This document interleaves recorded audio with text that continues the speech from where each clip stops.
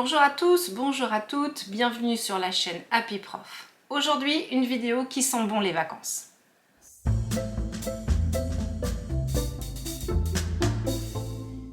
Et oui, les vacances d'automne se profilent, alors il va être temps de se poser et pourquoi pas de lire un petit peu.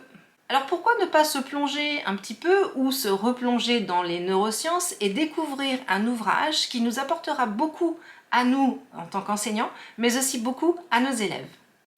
Il s'agit de 100 milliards de neurones, le livre qui t'apprend à mieux apprendre d'Annie Sens-Cartier. Commençons par présenter l'auteur.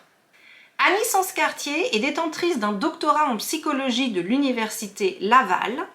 Cofondatrice de la clinique NeuroEduc, elle travaille comme neuropsychologue auprès des enfants et des adolescents depuis près de 20 ans. Elle est également formatrice et conférencière. Annie est aussi l'une des pionnières au Québec dans la mise en place d'ateliers scolaires sur le fonctionnement du cerveau et elle est également passionnée des livres et des jeux de société. Dans son livre, elle s'adresse directement à l'élève et l'encourage à activer ses neurones, à les entraîner pour apprendre plus facilement. Elle présente ainsi aux élèves, mais implicitement également aux lecteurs adultes et donc à l'enseignant, un programme d'entraînement spécial neurones basé sur la connaissance du cerveau, son fonctionnement et les meilleures manières d'apprendre à mieux apprendre. Détaillons un petit peu son ouvrage et les différentes parties de celui-ci. La première partie de l'ouvrage est consacrée au cerveau et à son fonctionnement. Elle y décrit les différentes parties du cerveau, cortex préfrontal, amygdale et hippocampe, et explique leur fonctionnement dans les apprentissages. La deuxième partie cherche à apporter des astuces pour mieux apprendre et va ainsi aborder par exemple la répétition. Une troisième partie est consacrée à l'attention et aux distractions. La quatrième partie, elle, est plutôt consacrée à la mémorisation.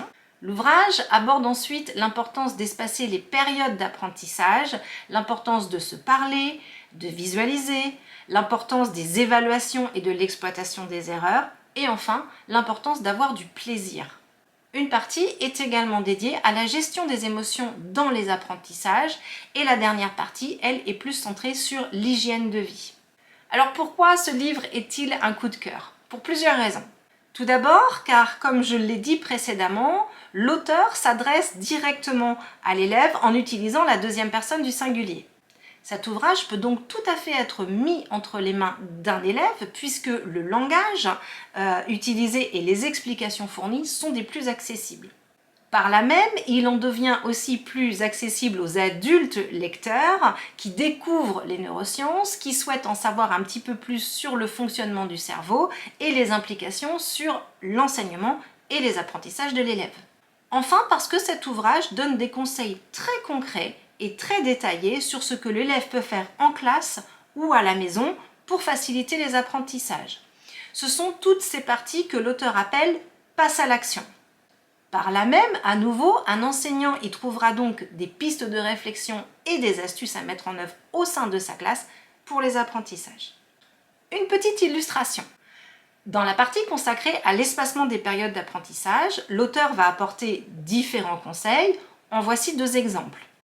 Évite d'étudier tes matières en bloc. Ainsi, plutôt que d'étudier le français le lundi, les mathématiques le mardi et les sciences le mercredi, il est judicieux de varier le contenu de chacune de tes séances d'études. Ainsi, tu pourras activer tes neurones français, mathématiques et sciences plus régulièrement, mais moins longtemps.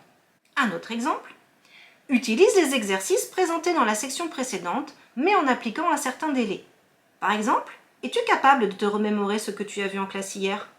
Es-tu en mesure de faire un exercice de mathématiques de mémoire? Quelles étaient les images ou les deux mots-clés associés à chacun de tes cours de la journée d'hier? On voit bien ici comment un élève, mais également un enseignant, peuvent se saisir très rapidement des conseils apportés en classe ou à la maison. Alors si vous avez un petit peu de temps, foncez. Cette lecture est rapide, facile et des plus enrichissantes. Cette vidéo est maintenant terminée. Je vous souhaite à tous et à toutes de très belles vacances, reposantes, ressourçantes et inspirantes. Et à très vite sur Happy Prof.